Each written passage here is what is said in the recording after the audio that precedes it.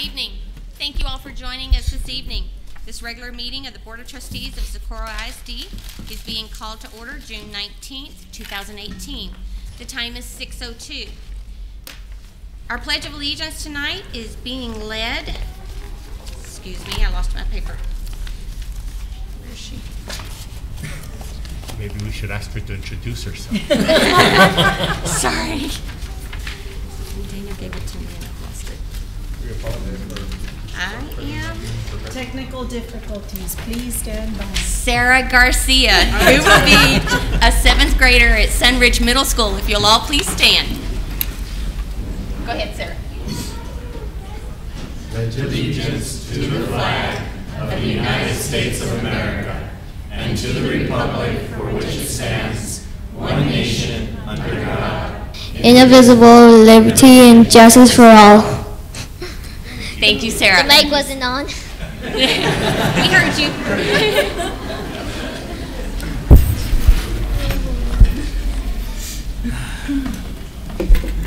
We will continue with item number 3, Superintendent's comments. Dr. Espinosa? Yes, President Nájera, members of the board. A couple of weekends ago, we had our 8 high school graduations, and they were amazing, in which we witnessed over 3,300 students walk that stage and earn their diploma. And it was also our very, very first graduating class from Pebble Hills High School.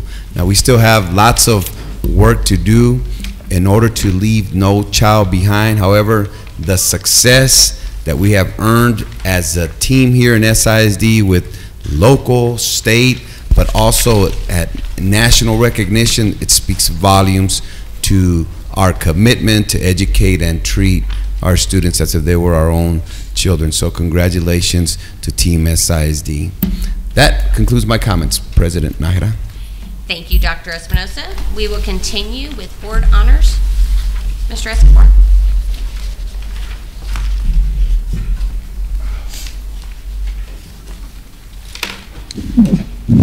Good evening, President Nájera, members of the board, and Superintendent Dr. Espinosa. My name is Daniel Escobar, Chief Communications Officer for the district, and it is my pleasure to introduce tonight's recognitions. If you'll please step down to receive our honorees.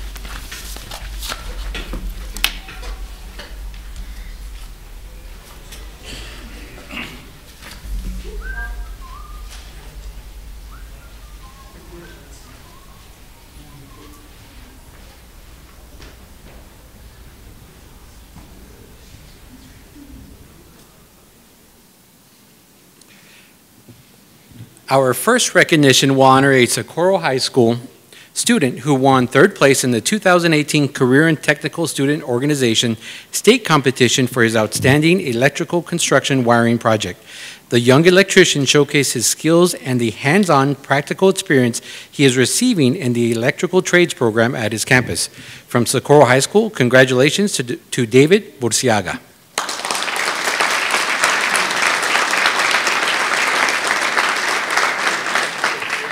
He is joined by his instructor, Robert Facio.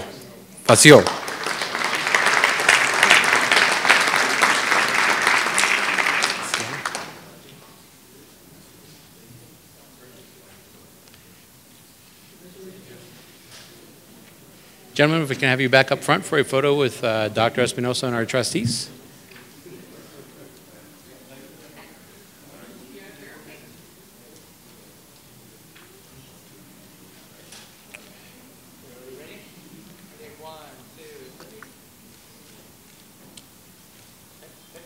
Congratulations once again.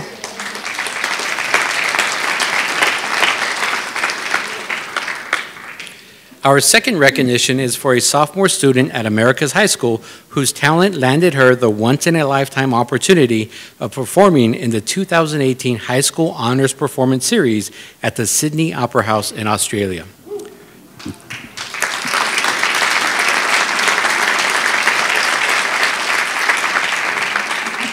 She is one of only 250 performers to be featured in the program out of more than 18,000 nominations they received from around the world.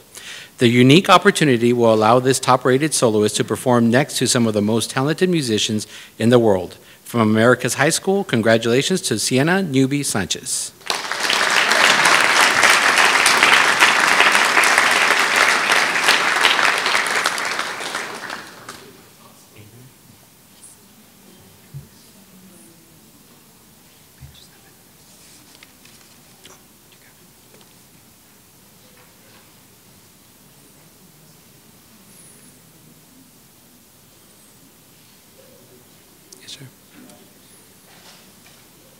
And just a quick note that all of the photos taken by our district photographer, Mr. Largo, will be posted on the district's SmugMug account, where they are available for free high-resolution download.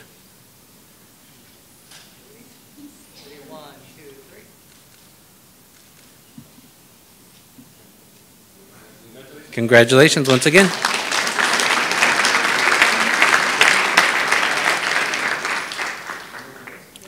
Our next honor will recognize Team SISD students in the Volunteer After School Sports Program for winning 2017-18 Track and Field Championships. More than 1,100 students participated in the program this year. The athletes had an incredible season competing in various events such as a 50 and 100 meter dash, shot put, discus, long jump, 4x100 relay, and the 4 and 800 meter runs. Congratulations to the Track and Field VASP champions. And the elementary division from James P. Butler Elementary School, we have Avery Mills,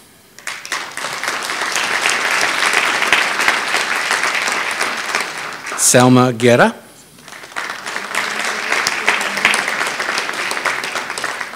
Kaylee Sladen,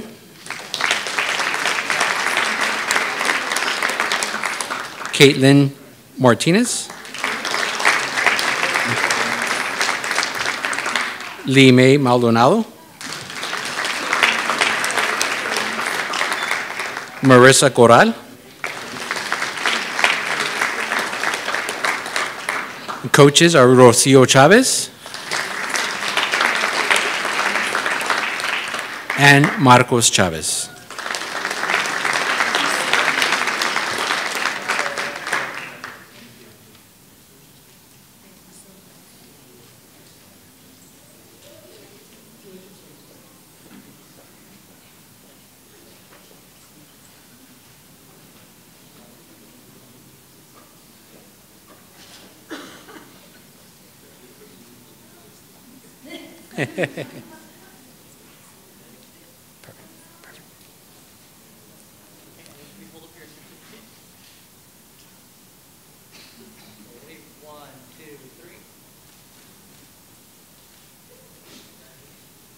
Congratulations once again.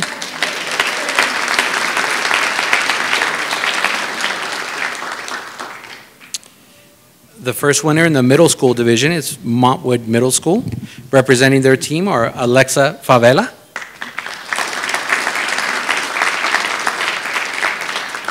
Emerald Flores, Paula Galaz, Brianna Gonzalez, Frances Licon, Angelica Martinez, Denali Negron, Andrea Teruel, Danielle Varela, assistant coach is Joanna Venegas,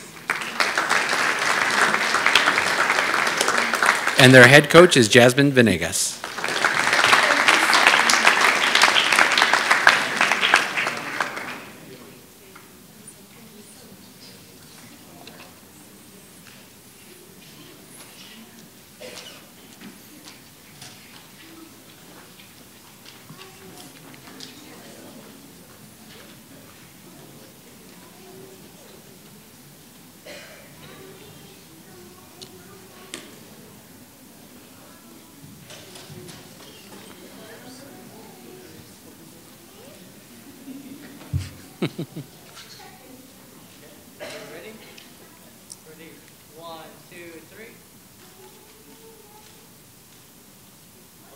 Keep smiling, looking straight ahead.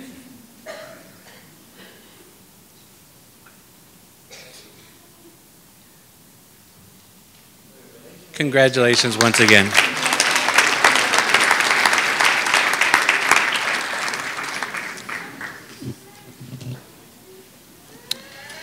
Also a winner in the elementary division, Lujan Chavez Elementary School.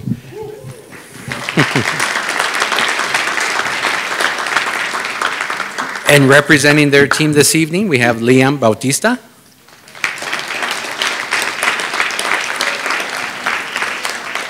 Diego Morales.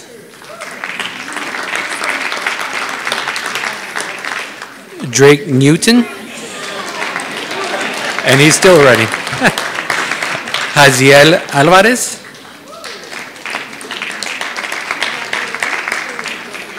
Gavin Felix.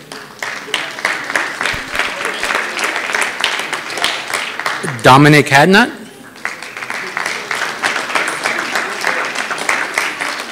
Jaden Piñon. Carlos Morales. Zachary Becker.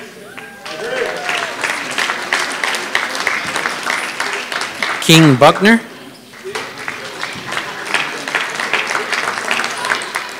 Edwin Perez.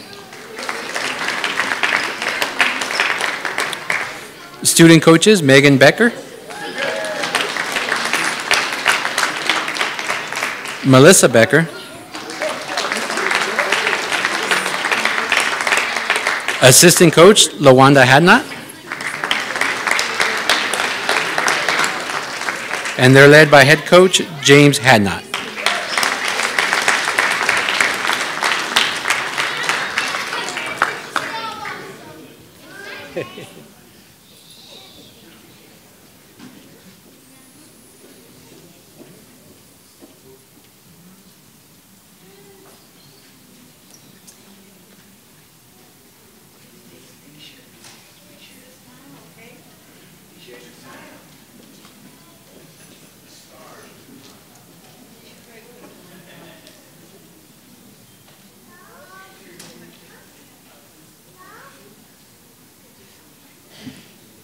Coaches, we can have you all on this side.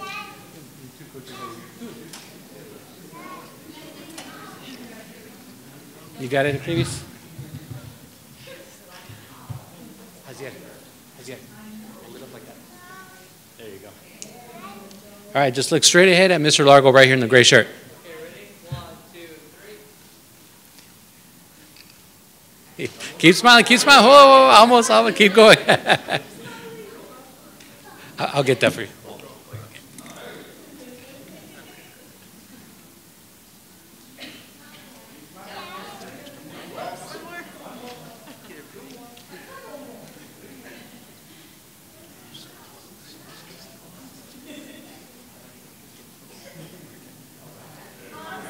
Congratulations once again.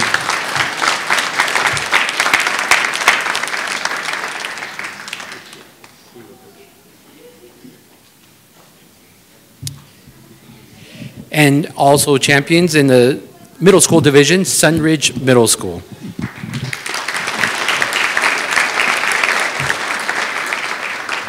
Representing their team tonight, Leonardo Mondragon.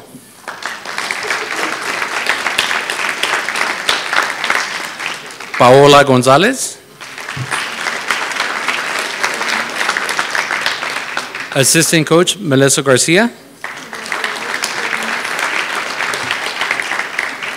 And head coach, Andres Garcia.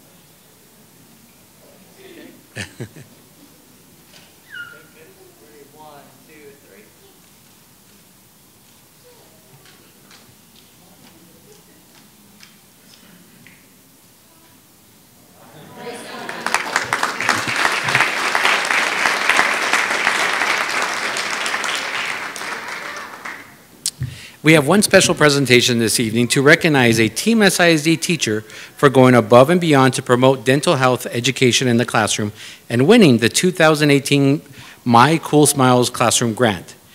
She was among the 5 elementary educators in the nation to earn a $1,000 grant by the children's dental health provider Cool Smiles and the Benevis Foundation. Her creative and engaging lesson plans are inspiring young students to adopt good dental habits early on in life. From Elfrida Chavez Elementary School, congratulations to Crystal Leiva.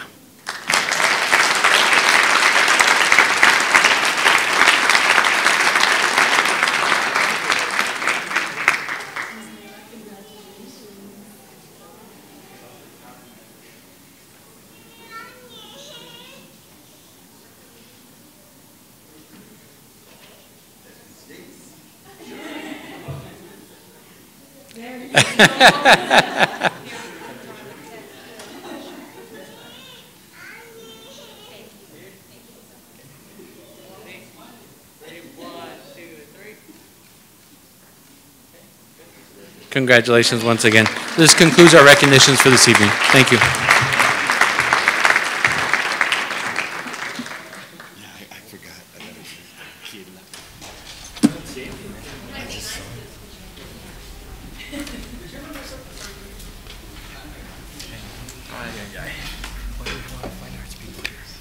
Sit over there with those guys. This is not cool.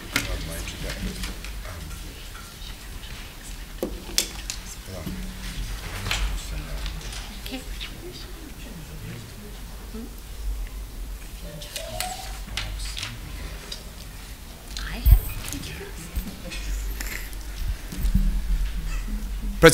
President Nahida, members of the board, one quick announcement. I'd like to welcome our new Assistant Director of Community Education, Ms. Isabel Justo.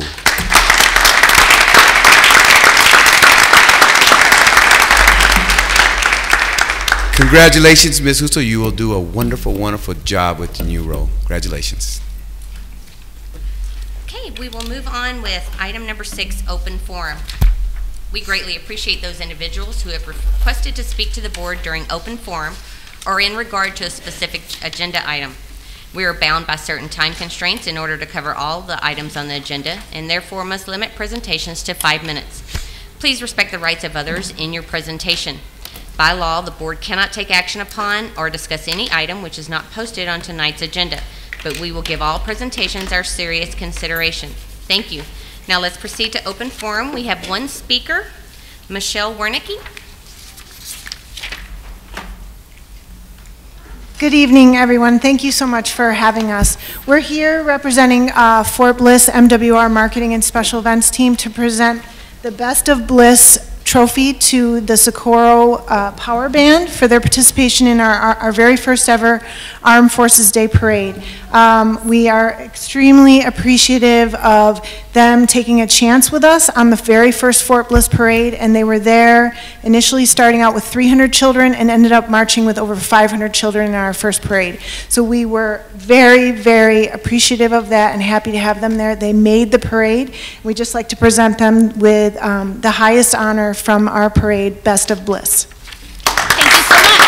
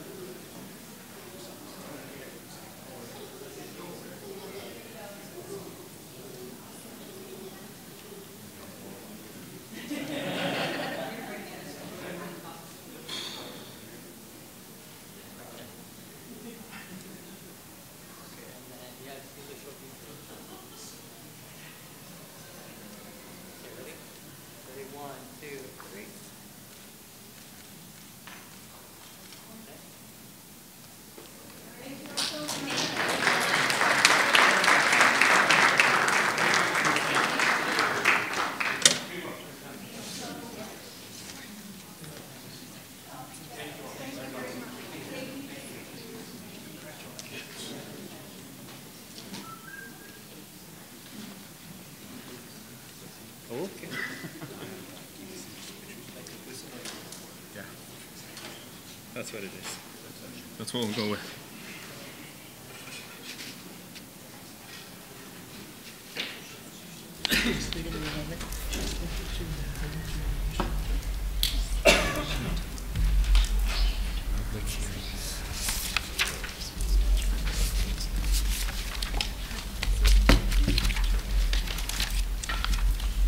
Item number 7, public hearings. 7A, the ESSA public notice meeting.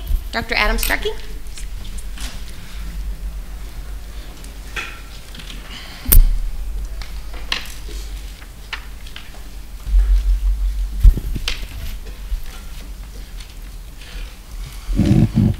Good evening, President Nahara, members of the board, and Dr. Espinosa. I am here before you tonight for the purpose of presenting our public hearing on our 2018-19 federally funded programs with the expenditures that we are expected to undertake with the funds that we are expected to receive this year from the federal government as a part of the Every Student Succeeds Act consolidated application, which will be submitted shortly after.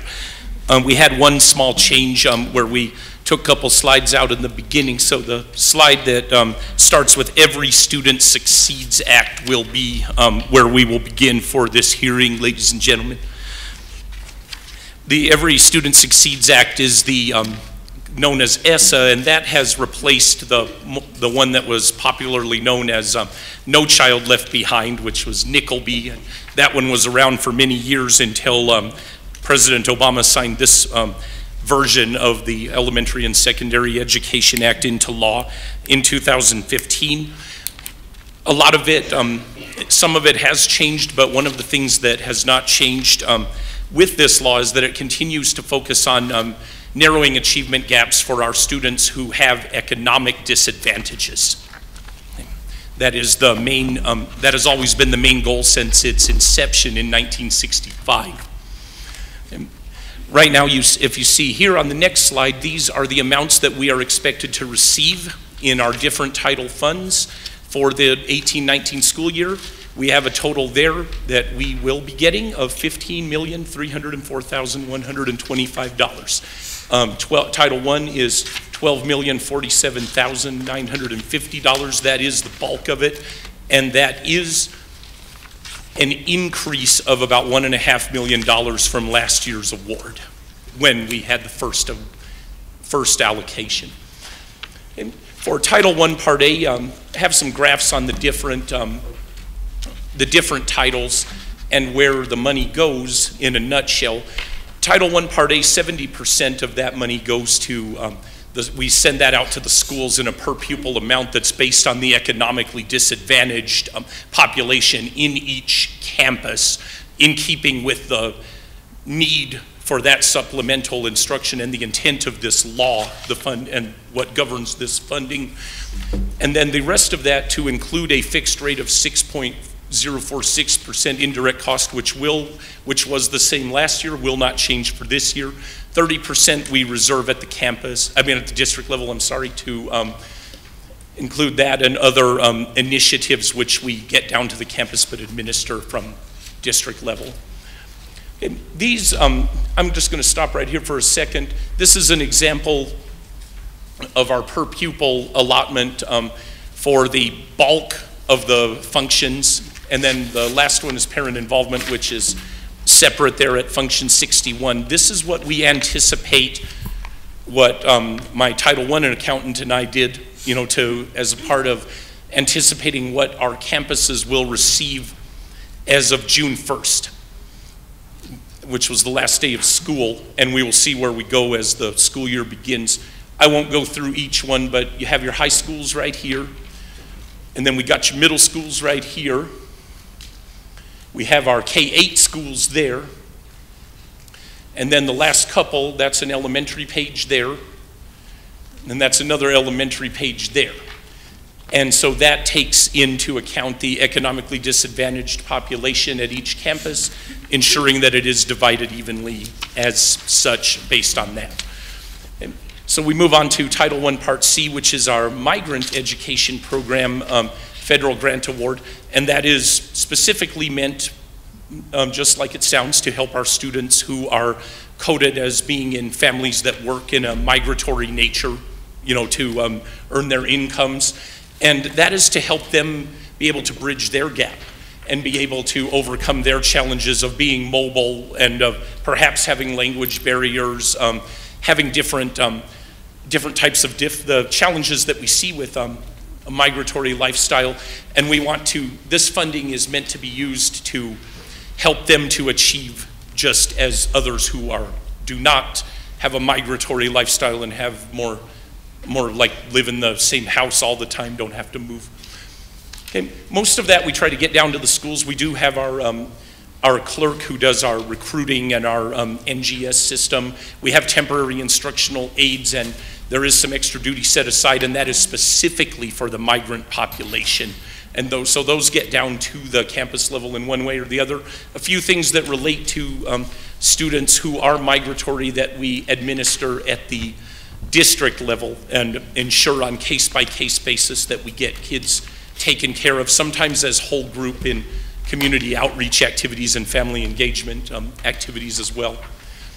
Title I Part D is the next one. That's an interesting one. Inside the Socorro ISD boundaries, we have what is called the Schaefer House. That is a facility for students who are juvenile delinquents who have been convicted of crimes, and they always come from out of town and then they are here, but as they are within our boundaries, we receive a small amount of grant money to help serve them with their education, and the idea is for them to be able to catch up to the extent possible before they are released and return to their home counties, if you will. We use the small amount we get here to pay part of a teacher's salary to go and serve them. State compensatory education takes care of the rest of that. And Title II Part A is about recruiting, preparing, training quality teachers and principals, other school leaders. That one's a big one on bringing in a teacher, bringing in a principal, and the idea of achieving academic achievement at a higher level by making teachers, principals, people in leadership roles more robust in terms of their knowledge, in terms of their professional development, in terms of having access to people who are deemed to be experts in the field, if you will. And with that, the vast majority, we have 9 instructional officers in our department in academic services who are paid with Title II funds. They're out in the schools all the time, providing professional development, modeling in classrooms, meeting with teachers, meeting with principals. And then we have a few things that are kept at the district level that are focused on, again, staff development types of endeavors. Our Title III Part A English language acquisition is the federal side of helping English language learners to be able to attain English language proficiency, because of course that will help them to increase in their academic achievement. And of course you may also know that there are state bilingual funds, but these are the more restrictive federal kind. Okay? So we have also, the vast majority goes into salaries. We have instructional aides that are going for Title III exclusively for English language learners, extra duty that goes entirely to help bilingual ESL students. And then at the top, at the district level, we keep some for some family engagement activities that would relate to such population of students. Okay. The last one that we go for and get an award for federally is the Title IV Part A. That is called Student Support and Academic Enrichment. That one is kind of a few different things. It's the well-rounded education. You look at college and career readiness, STEM, fine arts. There's also athletics. Safe and healthy students is a big one there. Drug and violence prevention, mental health. Also technology is mentioned there. I must say that one thing that I always say there is that they expect that to be innovative technology in this grant. It can't just be like your run-of-the-mill thing where you replace a computer lab with new ones or whatever. It's got to be something kind of wow, kind of innovative. And this grant has a formula where we have to divide it up a little bit differently because there's cap amounts on things like the technology and that sort of thing. So it has to be spread around to the different areas, and that's why there's a little bit more of a pie chart on that one than there are on a few of the others. At all times, we attempt to make sure that even if we say that something is administered at the district level, that we are bringing it down to our students, to our children, as much to the extent possible through the way that we are administering these grant monies. With that, again, the purpose of this hearing is to provide the opportunity to present it to you all as required, and also to provide any opportunity for public discussion of the report regarding the upcoming school year for federal programs. And at any time, we'd like to solicit public input to include questions and comments. And also, if you all as members of the board and superintendent have any questions, I am here to entertain those. Thank you, Dr. Starkey. Are there any questions? This being a public hearing, we invite anyone who would like to make a comment on the ESSA public notice to please step to the podium. We do have a limit for each speaker of 2 minutes. Don't rush the podium. Mr. Starkey, thank you so much. Thank you, ma'am. Sorry. 7B, proposed 2018-19 school district budget and discussion of proposed tax rate. Mr. Raisa. Yes, President Nájera, Dr. Espinosa, members of the board. Tonight, the administration is conducting a public hearing on the proposed budget and tax rate for the fiscal year 2018-19. The date and time of this hearing was published both in the El Paso Times and the West Texas Courier as required by state law. The purpose of this meeting is to provide the public with information on the budget and the proposed tax rate, and to allow the stakeholders to provide feedback to the governing board. With that in mind, let's go over the revenue assumptions for 2018-19. So the revenue estimates are based on the following assumptions: that our district's property values will increase by 6.36% from the prior year to the taxable value of $9.6 billion. That our average daily attendance will increase by 0.8% to 43,722. That our projected weighted average daily attendance, what we call WADA, will increase by 0.95% to 59,675. And the values used by the state to determine our state funding, what we call our CPTD property values, will be $9.4 billion. And that there will be no increase in the maintenance and operations tax rate of the total tax rate. With respect to our revenue estimates in the general fund, we're looking at an increase, total revenue amount of $374.9 million. That's an increase of 2.93% from our revised budget. Local revenues reflect an increase of $7.7 million, or 8.41%. And this is due primarily to the increase in property values, as well as an increase in our projected investment earnings. While our state sources or revenues reflect an increase of $2.8 million. Please note that the district will be using $10.3 million in fund balance to balance this budget. With respect to the child nutrition program and those revenues, we project an increase of $2.7 million, or 9.96%. This increment is primarily in our federal resources or revenues due to the increase in anticipated meals that we'll expect to serve. The projected use of $41,000 in fund balance will be used to balance the budget for the child nutrition program. With respect to our debt service fund, our projected revenues will be $56.8 million, an increase of $12 million, or 27.4%. That's when you take out that other resources at $200.9 million, and that reflects the recent bond sale. So the increase in the local sources or revenues is due primarily to an increase in property values, as well as an increase in the interest and sinking fund tax rate, which is due to the most recent bond elections. But I'll talk more about that in a little bit later in the presentation. So with respect to the budget drivers, what is impacting our budget for the 2018-19 fiscal year? They are: number one, a general pay increase of 2% off the calculated midpoint for our teachers, nurses, librarians, speech therapists, counselors, and diagnosticians. General pay increase of 2% off the midpoint for all other job classes.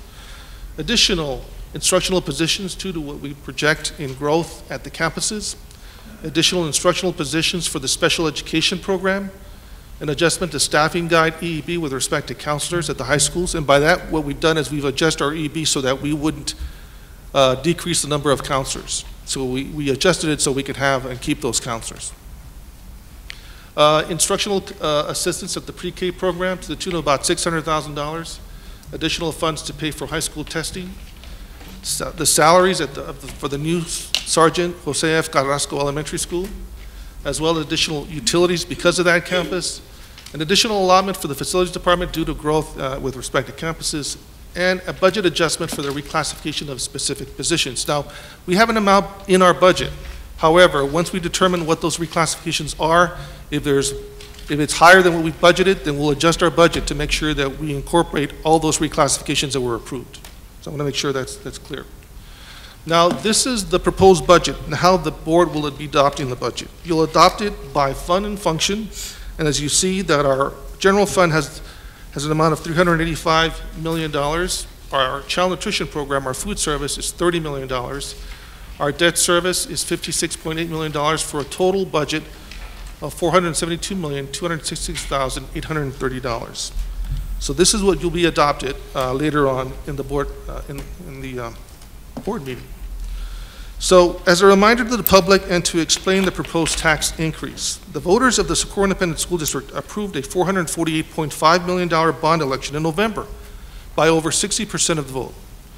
The funds for this bond election will be used to reconstruct Socorro High School, to construct 2 new elementary schools, to construct a new middle school, to build 16 multi-purpose rooms at our older elementary schools, to build a new student activities complex, and for other athletic improvements, for capital improvements as well at Americas, Smallwood, and El Dorado High School, and for a new warehouse and other support facilities. So it's important to keep in mind that Dr. Espinosa and district personnel conducted over 100 meetings across the community, across the district, outlining the purpose of this bond election. And those funds would be used to build these buildings. And also we informed the public at that time that it would have an increase in the tax rate of 10.6 cents. So this was discussed at those meetings. So as mentioned before and as required by section 44.004 of the Texas Education Code, the administration published a notice of this public hearing in the El Paso Times on June the 6th and the West Texas Courier on Thursday, June the 7th. The notice listed the time and date of this hearing as well as the intent to adopt the following tax rates. For maintenance and operations, the tax rate of 0.981640 per $100 of assessed valuations. That's the same as the prior year. For the interest and sinking fund, a tax rate of 0.398954 per $100 of assessed valuations, for a total tax rate of $1.380594. So this is a 10.58 cent tax increase from the prior year. This increase is solely due to the successful bond election that was passed by the voters in November of 2017. So the governing board will consider approving the proposed tax rates and the resolution in August, not today, and will conduct a public hearing at that time to discuss the tax rate. But it's important to keep in mind that this board is ratifying, affirming what the voters of this district have already approved via the bond election. With respect to the surrounding school districts and their proposed tax rates, the governing boards of each respective school district may or may not approve the tax rate that are listed here.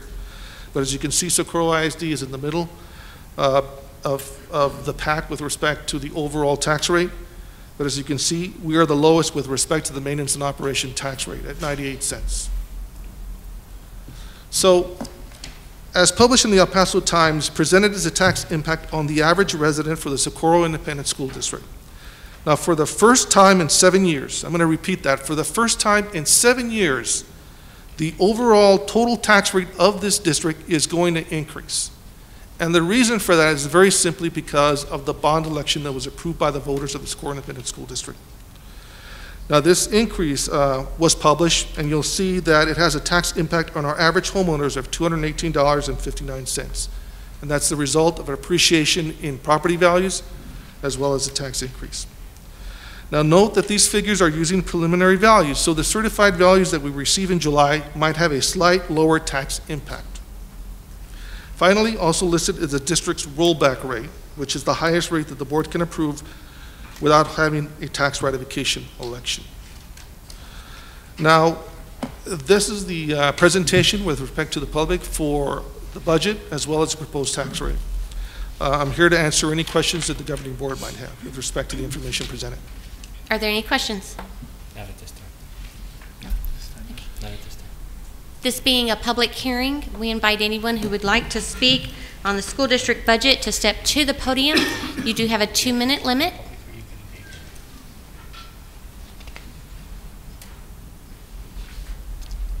And if no one would like to speak, we will move on. Podium getting a workout today. Thank you very much. Thank you, Mr. Rissa. Item 8, district reports, facilities reports. Mr. Inkton.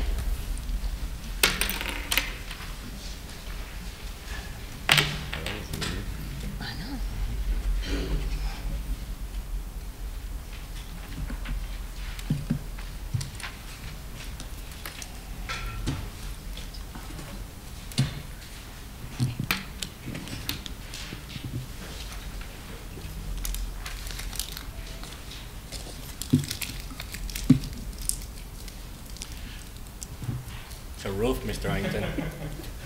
Surprise, surprise. You're ready? Good evening, President Nahara, Dr. Espinosa, member of the board. My report, oh, we got a roof, see that? Yes. We'll start on page 35 of your booklet, and it's on the front and back. Some of these pages have been updated because these are about 2 weeks old when we had to submit the agenda. The first report will be the Sergeant Carrasco Elementary School that will be opening in about 5 or 6 weeks, just right around the corner.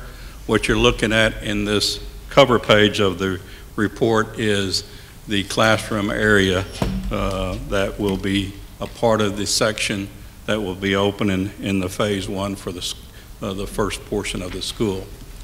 The actual fact sheet is we are, you can see on the screen, we are moving to complete the phase 1 classrooms, main hallway, and the kitchen for the start of the school year. And then phase 2 and 3, the administration and the rest of the building will be completed in the fall. The project is moving along. It is going to come down to the wire, but we will have it open for the first day of school, and I can't get any whiter hair, but I might lose some. You know, start losing it if I start pulling it out. But we are working very diligently to get this project completed, at least the phase 1 that we have been promising. As you can see, the upper, my left-hand corner, you can see a classroom. If it had the ceiling in it, it would be complete. And that's essentially the way most of the classrooms on the first floor are. They have the floor, they have the millwork and the marker boards. The walls have been painted, and with the exception of the ceiling tile, the rooms are ready. The next emphasis will be on the second floor. This is a corridor showing it's missing some tile, but it'll be down. But it's the floor tile. But you can see that it has the ceramic tiles on the walls and everything leading down the corridors to the other classrooms. There's my roof again. A couple of exterior. You can see that there's still a lot of activity going around the exterior. The upper picture is the back of the building. The red structure is the covered kind of amphitheater. All that area will be the main entrance until the entrance of the front is completed. So once the school is open, we'll have the project secured and available for access to the classrooms and to the kitchen area.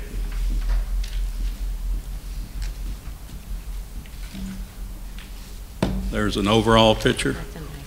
We are putting in pavement, and we'll have the bus loops and the parent drop-off areas completed in conjunction with Phase 1.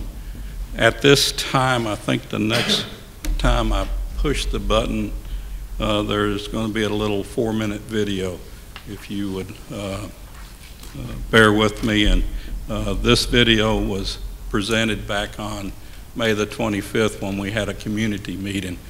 Ms. Nahara was in attendance of that, and it was at the Pebble Hills High School. And we actually, that's the Friday before Memorial Day, and that building was filled. I mean, the auditorium seats over 660 people.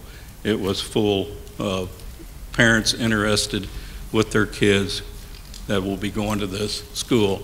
And I showed them this video. This video was produced by VLK Architects.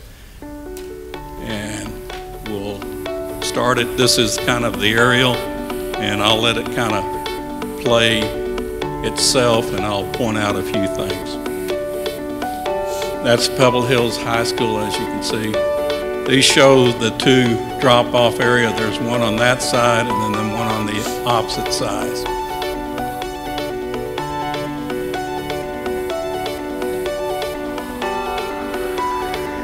You'll see a car speeding across there.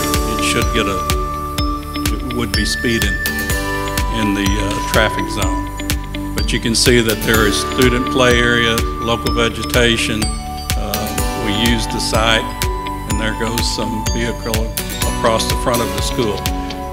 What you're zooming in on is the main entrance.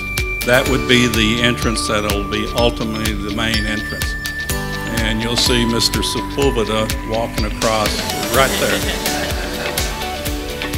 And of course, this has everything because it was the introduction to the staff, and you'll see some of his staff coming up. This is the front of the school. As you're walking in through the canopy area into the main doors. Now we'll be using the back side of the building at first until this is complete. And then they'll come into a secured entry area like we have done at Pebble Hills, at Purple Heart, and the new school also. So it'll be a secured area where you go into the buffaloes will be herded into the administration area. Here is his admin staff.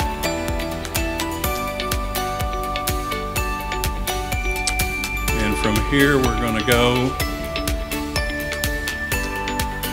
to the grasslands.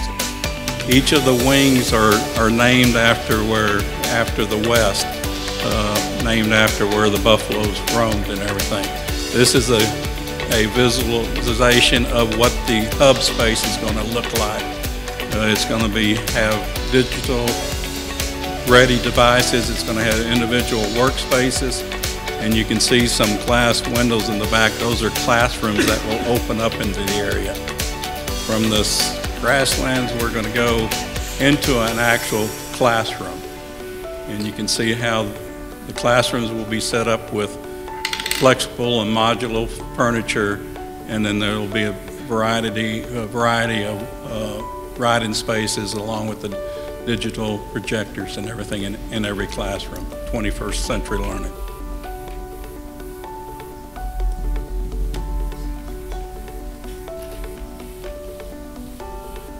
And then this will start showing you the staff that he has hired as of this date. I'm sure he has filled in some more since then.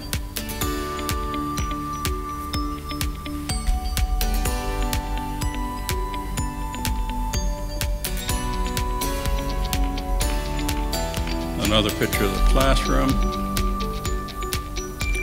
Now from the classroom we're going to go over to the Southern Great Plains, which is going to be another hub area. Oh no, this is actually the library, the learning space. This is a view of what the library will look like. It'll have a maker space in the library, folding partitions, and it'll be flexible enough for various learning spaces.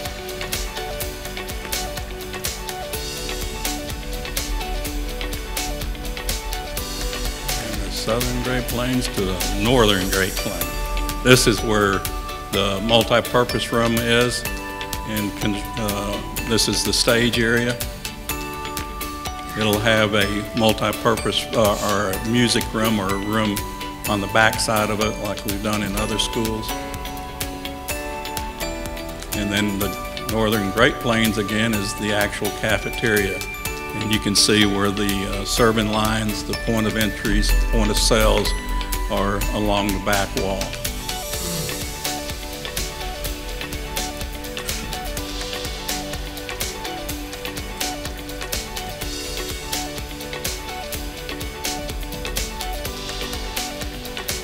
And this is that red area that you saw in the aerial photograph. This is that outdoor learning area.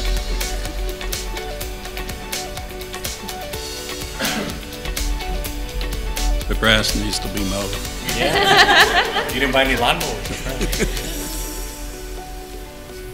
And we will be opening the first phase July in a month.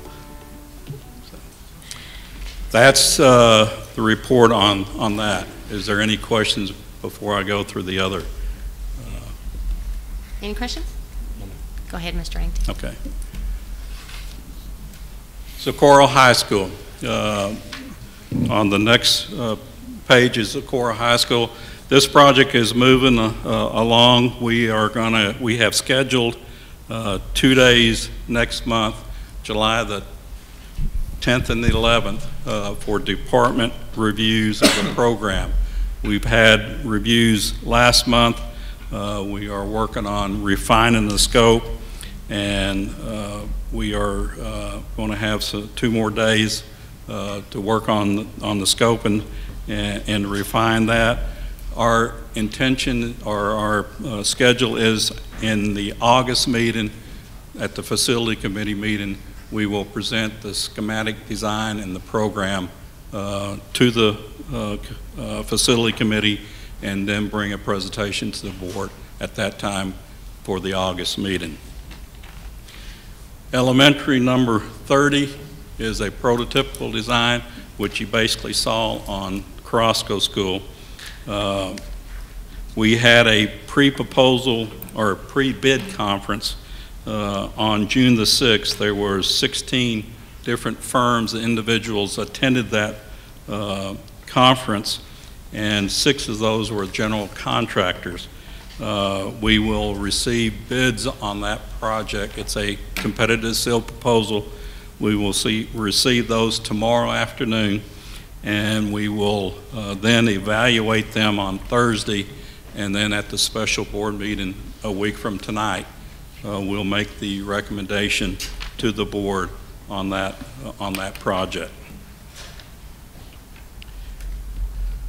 Montwood, Americus, and El Dorado are progressing with their meetings with their staff, with the facility and planning staff, and the various architects on each of those projects, refining the scopes and everything. So they're progressing and making improvements there, and we will start showing you some of those concepts as we develop those further in the next few months. So that's for Montwood, Americus, and El Dorado.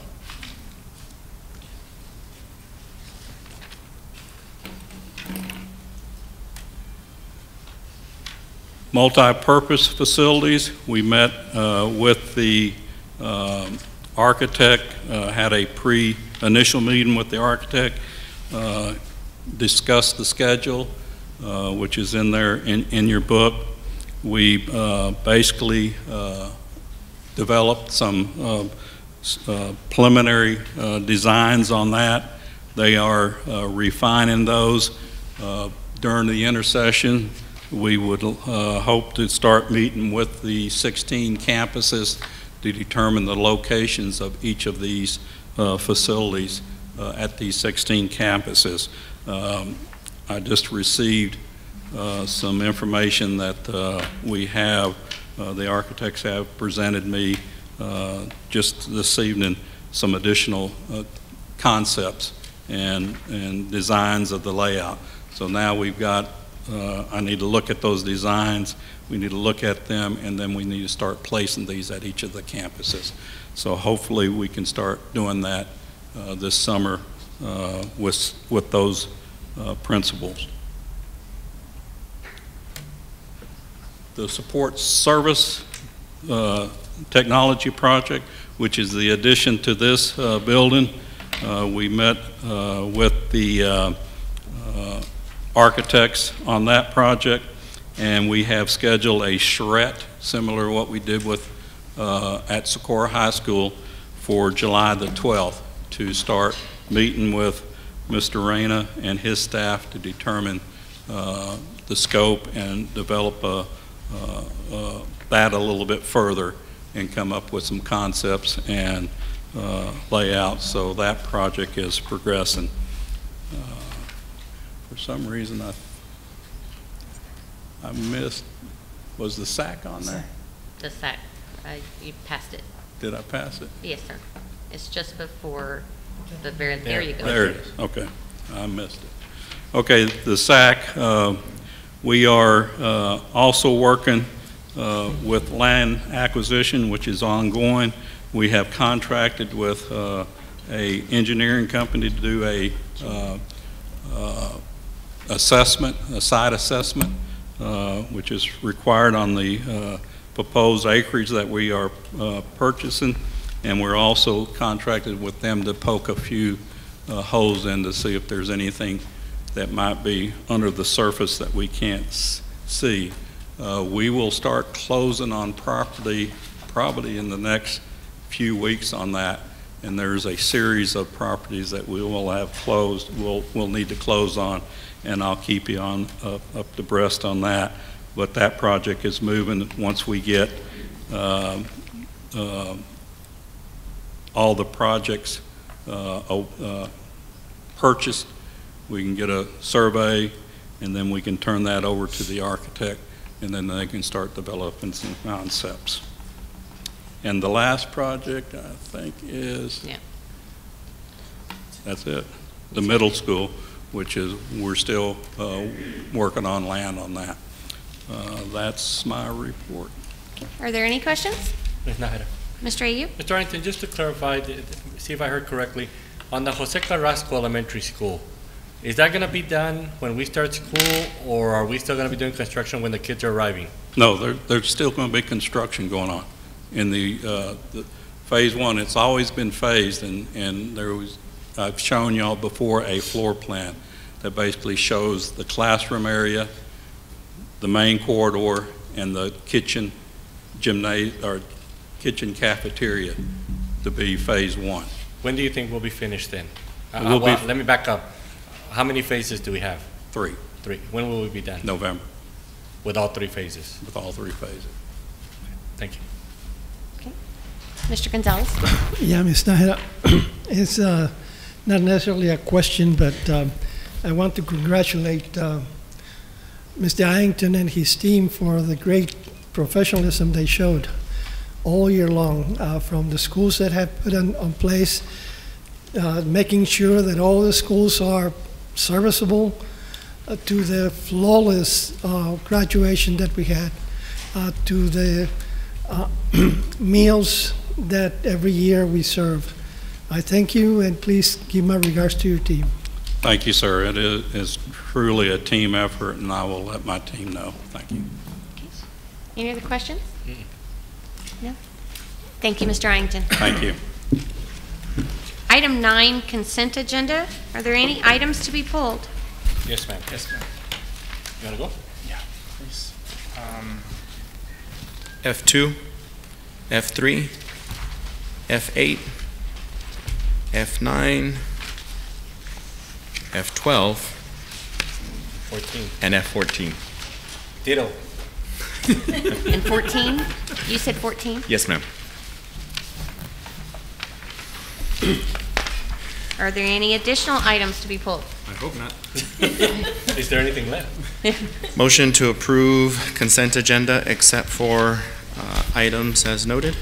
Second. I have a motion by Mr. Nájera, a second by Mr. Gonzalez. All those in favor? Aye. All those opposed? And the motion carries. We will move to item F2. Mr. Nájera. Yes, sir. Yes, ma'am. So, based on the discussion that we had in finance, I don't know if any of my other colleagues have seen the software, but I was under the impression that we would have the opportunity to see it before we considered it, just to see exactly what it does. I mean, my impression, although I admit it may be wrong, but not having seen it, I have nothing else, is something like this would be very simplistic, and although, you know, the cost isn't that high either way, personally, I would like to see exactly what it does and how it's going to benefit us before I have to consider whether, you know, the $19K that it's going to cost us is worth the investment. I understand, sir, and we can definitely do that. We can have at next month's finance meeting, we can have a demonstration if that's fine, or anywhere else if it would be more appropriate, else. maybe curriculum instruction, but I mean, whatever Absolutely. suits. Okay. Absolutely, we can do that, sir. Ms. Nájera? Mr. Ayub? And then if we're going to go that route, then at that point, if again, what we discussed a little bit earlier, again, why can't we do it in-house? And if it's going to be in-house, what would be the delay to get this thing done so that, I mean, some of the stuff, we have great IT people. I'm not quite sure why we can't do it. And if we can, then maybe can we do something in between there, maybe this for a short period of time while we get our own programming? Because there's probably no reason for us to give FAR San Juan Yes, sir. Yes. any money. So I understand, and so I believe Mr. Drana will be back on Monday, and we can begin those discussions then. We've been discussing it already, so we can see what we can do. Okay. So motion to postpone this agenda item to a further board meeting when we get more information. Second. Second. I have a motion by Mr. Ayub and a second by Mr. Gonzalez. Is there any further discussion? All those in favor? Aye. All those opposed? Thank you, Ms. Farmer. Okay. Item F3. Motion to approve? Second. I have a motion by Mr. Nájera and a second by Ms. Rodriguez. Any further discussion? All those in favor? Aye. All those opposed? And I abstain, I work for the college. Okay. Item F8. Motion to approve? Second. I have a motion by Mr. Nájera and a second by Ms. Rodriguez. Is there any further discussion? All those in favor? Aye. All those opposed? I abstain, I work for the college. And the motion carries. Item 9 is being pulled by administration. Okay.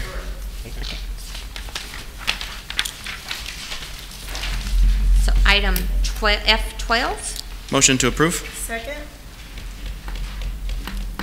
I have a motion by Mr. Nájera, a second by Ms. Rodriguez. Any further discussion? All those in favor? Aye. All those opposed? And I abstain, I hopefully still work for the college.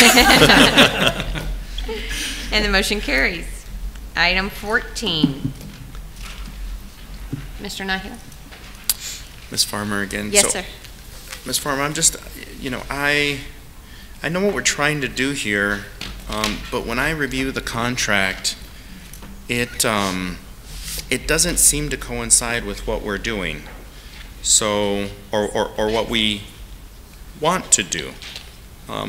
The agreement to me that the Grand Canyon University has provided to us seems more aligned, as we discussed, with allowing our graduating high school students to receive, you know, a $4,000 scholarship. And while it does mention that our participating schools, it doesn't mention any that our participating schools, which I assume once we assign the agreement, it would be all Socorro schools since it's an agreement with the district, but I don't see anywhere where it says that our instructors, our staff, our teachers would receive a $4,000 scholarship. All I see is that it allows for a 10% discount. So if I'm reading it wrong, okay, but I just, you know, if we're not in a hurry here, you know, I'd much rather see something that aligns with what it says we're going to do, which the intent is to allow our teachers to pursue the, I'm sorry, I want to get it right, the opportunity to be credentialed in teaching dual credit classes. Yes, sir. And in speaking with them today, I did ask that specific question because as we talked last night and discussed last night, that is our intent for this particular agreement, is to open up more avenues for our teachers who are interested in becoming credentialed to teach dual credit classes. In speaking with them, they added a lot of other things, opportunities on that we can partake in doing or in going the route for our teachers. I believe that we could probably speak with them and narrow this down to just that piece for our teachers. And as I spoke with you all last night, that is our ultimate goal right now, is to provide our teachers as many avenues as possible when they are seeking their credentials to teach dual credit classes. So that is something that we can do, even in speaking with Ms. Croce today. Yeah, well, you know, I don't think all the other things are, it's just that I don't think all the other things are bad. They're not bad. And they're not, no, sir. But no, they're not. They're certainly, you know, to our benefit, offering our students a $4,000 scholarship, you know, all of it looks good. It's just, you know, like I said, what is for me, what is posted on an agenda, you know, does not align with, I don't see anywhere, unless someone can point it out to me. You know, I don't know, Mr. Blanco, if you had the opportunity to review this document, but I don't see, all I see is that this will give our faculty and staff an opportunity for a 10% scholarship. So it may be more than $4,000, it may be less than $4,000, but it doesn't align with the $4,000 being, you know, that stated they're going to get. So, you know. No, sir, and you are correct. It is for our faculty and staff, it's a 10% scholarship, and then it goes on to say other opportunities it provides to their parents or to their family members if they begin taking courses at Grand Canyon University. Ms. Farmer, is this time sensitive? Well, we would like to have it for the upcoming school year to begin offering to our teachers for that opportunity.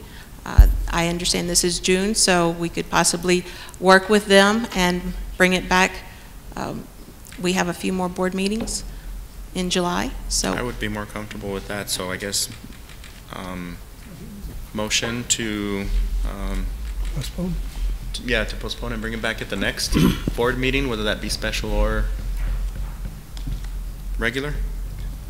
As long as we give enough time for them to register. Right. Second. Yes. I have a motion to postpone by Mr. Nájera and a second by Mr. Gonzalez. Is there any further discussion? Ms. Nájera? Yes, Mr. Reed. The other thing, Ms. Farmer. Yes, sir. When we publish this again, because I know members of the audience and members of the media sometimes get our board book because they want to know what we're looking at and what we're approving. Could we put the correct Yes, agreement sir. here? Because the agreement that's being published here is not the one, last No, night it's not. we discussed it in finance, and then we even spoke with our attorney earlier. The one that's being published claims that also board members and their families would get a 10% discount if they enroll in Grand Canyon University, and we can't have that. No. And so we need to make sure the media and everybody knows that we're not in agreement with that. The actual document we had struck out by our attorney took all that out because it's for the benefit of our students and our teachers. And so if we bring this back, could we get the actual document? Absolutely, sir. We will be For reading it transparency. closer. Yes. Yes, thank you. Absolutely. Thank you. Any other discussion? All those in favor? Aye. All those opposed? And the item carries. Thank you, Ms. Farmer. Item 10, new business. A, consider approval of 2018-19 school district budget. We do have 3 people who have signed up to speak to this agenda item. We greatly appreciate those individuals who have requested to speak to the board in regard to a specific agenda item. We're bound by certain time constraints in order to cover all the items on the agenda, and therefore must limit presentations to 5 minutes. Please respect the rights of others in your presentation. By law, the board cannot take action upon or discuss any item which is not posted on tonight's agenda, but we will give all presentations our serious consideration. We'll proceed to our first speaker is Veronica Hernandez.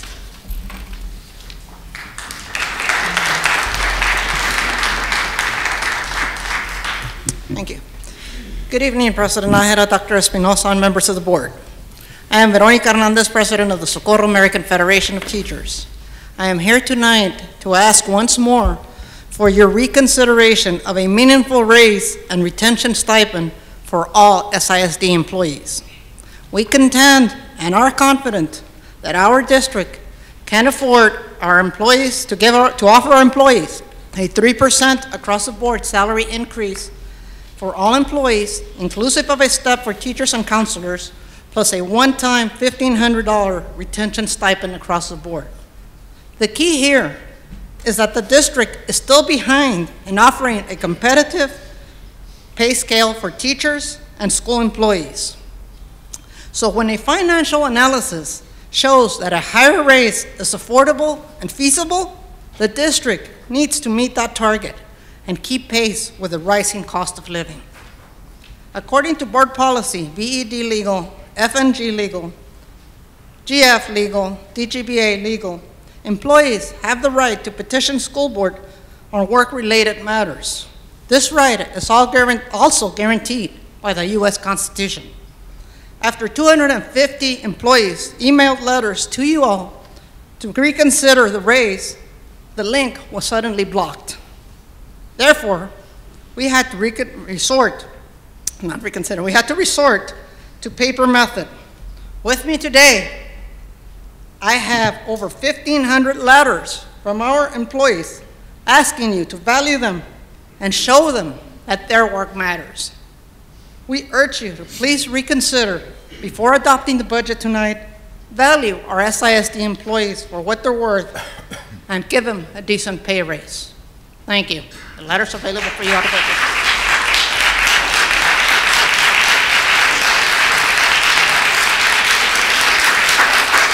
Thank you, Ms. Hernandez. Our second speaker is Tommy Hill.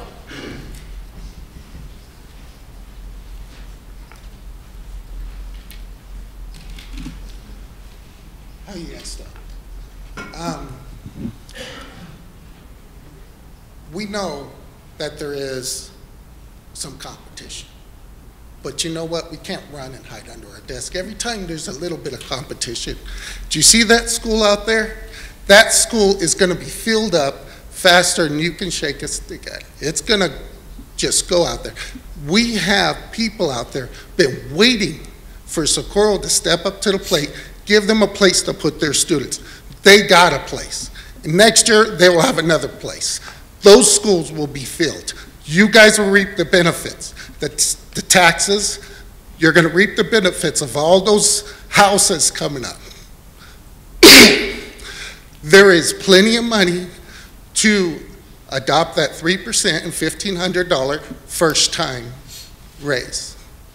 I do not see any reason why you guys are hiding under your desk because of charter schools. That is ridiculous. Thank you very much. Thank you, Mr. Hill.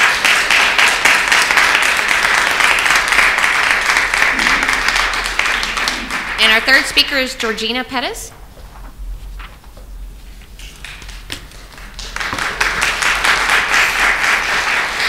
I hope I get that at the end, too. Good evening. Thank you, trustees, Dr. Espinosa, for the opportunity to speak this evening. My name is Georgina Perez, and I am your representative on the State Board of Education.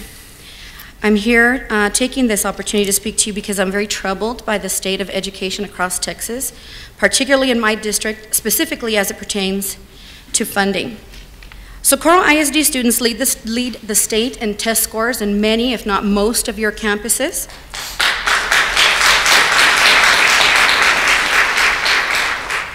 We are very blessed that the students in this area are high achievers, and that is a reflection of the hard work and dedication of your teachers and your hourly employees. Socorro ISD is doing great things, and trustees should be proud proud of your students, faculty, and staff, and it makes it very easy for me to brag about all of you in Austin, which I will tell you I take tremendous pride in doing. I'm also asking you as trustees, because you are democratically elected representatives of parents, teachers, cafeteria and custodial staff, bus drivers, and ultimately future voters. These are all essential personnel that are the reason that your district is a flagship in the state of Texas. Please take this community that you serve into consideration. Your Socorro ISD taxpayers just voted for a bond, and that is a strong signal that they want you to invest in their school district. They have sent a loud message that they want more, new, and better facilities. They want their children to have the best, and that means the best teachers. To have the best teachers, you must remain competitive. Socorro ISD ranks #1 in the area of terms of salaries for administration, but #4 in teacher pay. The data also indicates that you have, much like what President Hernandez just spoke on, your rainy day fund, which is approaching 100 days, but your recommendation is only 60. That shows me that there is over 200% in savings, meaning that you can afford this. Finally, I will ask you to please comply with the voters and give the teachers and your hourly personnel the 3% that they're asking for. You already know that you have an amazing staff, so I urge you to do everything you can to keep them. Thank you, Ms. Pettis.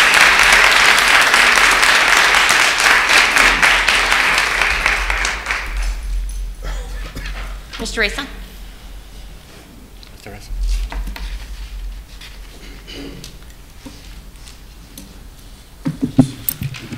Mrs. Nájera, President Nájera, Dr. Espinosa, members of the board, we have before you the budget as presented by fund and function. We ask for your consideration to approve it as presented. Motion to approve. Second. Did you, Mr. Blanco, have something? Were you going to read it for us?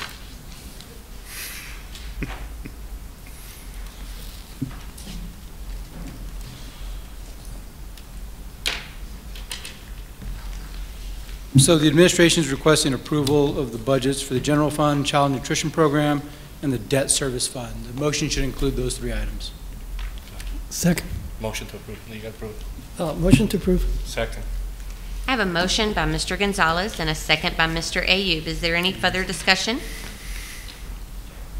All those in favor? Aye. Aye. All those opposed? Aye. And the motion carries. Thank you very much. Mr. Reza. Appreciate it. I'd like to thank Mrs. Olson for her help on this budget, along with Mr. Campoya and Celine Stiles of his staff. Thank you. Thank you. Item 10B, consider approval of amended 2018-2019 and 2019 and 2020 student academic calendars. Ms. Borrego? Good evening, President Nájera, Dr. Espinosa, members of the board. I am up here today to present to you what we have discussed in CNI and I have discussed with all of you for the 2018, 2019, 2020 calendar that has already been approved. We would like to amend it as this year.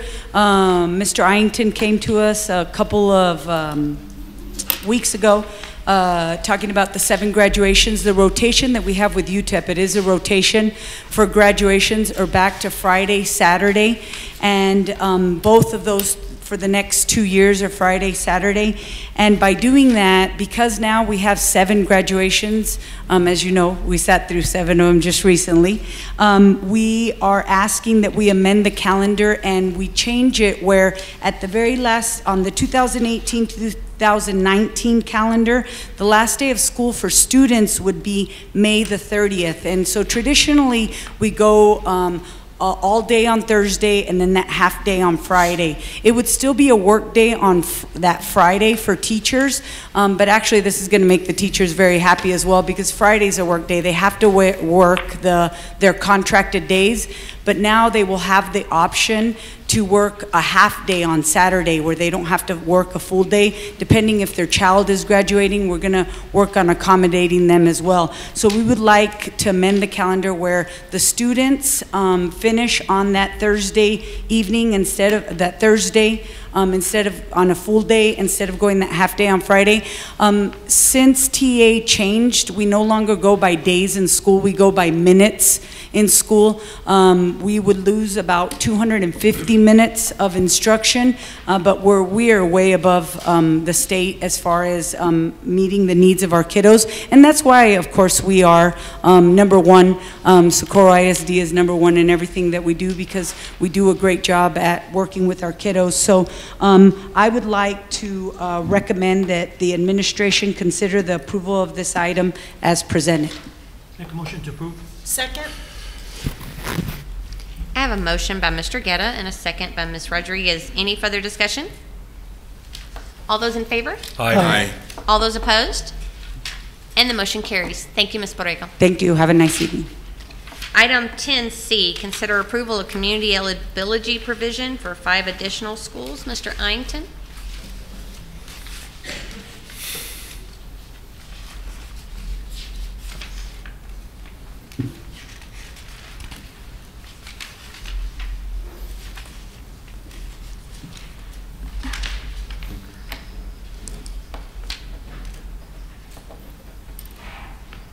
I'm bringing up reinforcements. Backup. Backup. Ms. Chanowski is in San Antonio at a conference. Aggie Reyes, who is a coordinator for CNS, will help me if I stumble on anything, but on page 215 in your booklet is a board agenda that has to do with the community eligibility provision. We have schools already under that. We are proposing that we add 7 schools to that. The schools that we would like to add to the CEP program are H.D. Hilly, Escontrias Early Childhood, Waco, Vista del Sol, and then Keys Academy. What this program does is that by meeting some criteria, we will be able to provide lunches, and of course we provide breakfast already at no cost to all of the students, even if they are paying students. We are currently doing that at Campestre, Mission Ridge, Keys Elementary, Socorro Middle, Desert Wind, Escontrias Elementary, and Rojas Elementary. CNS, Child Nutrition Services, is recommended that this provision will help those students at those additional campuses, and administration is recommending consideration and approval as presented. Mr. Nahara? Yes. Mr. Arrington, this is based on a percentage, is that correct? When we hit a certain percentage, then these schools are subject to approval or recommendation? Yes. Yes. Okay. Motion to approve. Second. I have a motion by Mr. Ayub and a second by Mr. Gonzalez. Any further discussion? Ms. Nahara? Mr. Nahara? Mr. Arrington or Ms. Reyes, so since once the campuses qualify, right, we stop collecting applications. So how do we maintain the certification if we're no longer collecting the applications? Tough question. My backup got stumped. Okay, I mean, it doesn't really make a difference. I'm just curious because, you know, so how long does it, once we get certified, how long does it continue? Do we automatically stay that way? Do we have to, you know? I believe it has to, is it 4 years? Yeah. 4 years? Okay. 4 years, yes. So probably in the fourth year, we may have to collect applications again, but Right. at least we don't have to do it for their- Or re-verify where Right. we stand. Yes, sir. There you go. Okay, makes sense. Thank you. Not stumped after all. Any further discussion? All those in favor? Aye. All those opposed? And the motion carries. Item 10D, consider approval of paid meal price increase. Mr. Iington? At this time, administration is pulling that from the agenda. Okay. Thank you, Mr. Arrington. Thank you. Item 10E, consider approval of TASB Update 109 and local policy. Ms. Macias? Motion to approve. Second. They don't even let you walk up there. I have a motion to approve by Mr. Ayub and a second by Mr. Nakita. Any further discussion? All those in favor? Aye. All those opposed? Motion carries. You get off easy, Ms. Macias. Oh, don't make me think of a question now. Item 10F, consider approval of the 2018-2019 board meeting calendar and agenda cycle. Motion to approve. Second. I'm sorry, that was Mr. Nakita? Yes. Mr. Guetta, I have a motion to approve by Mr. Nakita, a second by Mr. Guetta. Any further discussion? All those in favor? Aye. All those opposed? And the motion carries. And item G, consider approval of delegate and alternate for the TASA TASB Convention Delegate Assembly.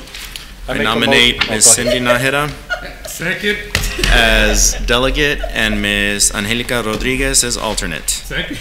I third it. Okay, we got it. He beat me to the punch, man. Okay, I have a motion by Mr. Nájera and a second by Mr. Gandara to name Cynthia Nájera as delegate and Ms. Angelica Rodriguez as alternate for the TASA TASB Convention Delegate. Any further discussion? No. You know how you really wanted to. Absolutely. Absolutely. All those in favor? Aye. All those opposed? And the motion carries. Item 11, executive session. The meeting is to be closed for discussion with legal counsel regarding pending or threatened litigation in the matter of P. Delata versus SISD and M. Melcher versus SISD. EEOC charge filed by J. Waddle to discuss personnel and real estate matters and to consider administrative recommendations for assistant principal positions at Americas High School and Sergeant Manuel R. Puentes Middle School under Texas Government Code Sections 551.071, 551.072, and 551.074. The time is 7:29.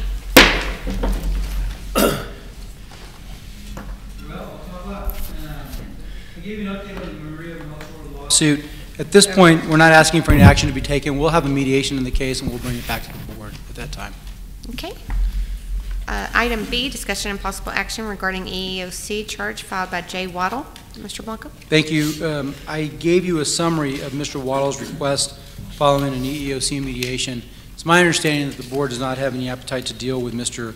Waddle, so I would ask for no action to be taken at this time. Okay. Thank you. Thank you, Mr. Blanco. Item C, consider approval of administrative recommendations. Dr. Espinosa, number 1, assistant principal, A. Americas High School.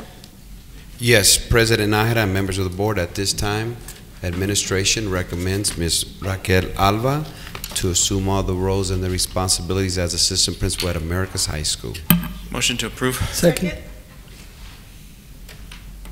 I have a motion by Mr. Gonzalez and a second by Mr. Gonzalez. Did I say that right? No, I'm sorry. Nájera. Motion by Mr. Nájera and second by Mr. Gonzalez. Any further discussion? Not now. All those in favor? Aye. All those opposed? And the motion carries. Item 1B, Sergeant Manuel R. Puentes Middle School. Dr. Espinosa? Yes, President Nájera, members of the board, at this time, administration recommends Mr. Vincent Thomas to assume all the roles and the responsibilities as the new assistant principal at Puentes Middle School. Motion to approve. Second. I have a motion by Mr. Nájera and a second by Mr. Ayub. Is there any further discussion? All those in favor? Aye. All those opposed? And the motion carries. If there's no further business before this board, we are adjourned. The time is 8:27.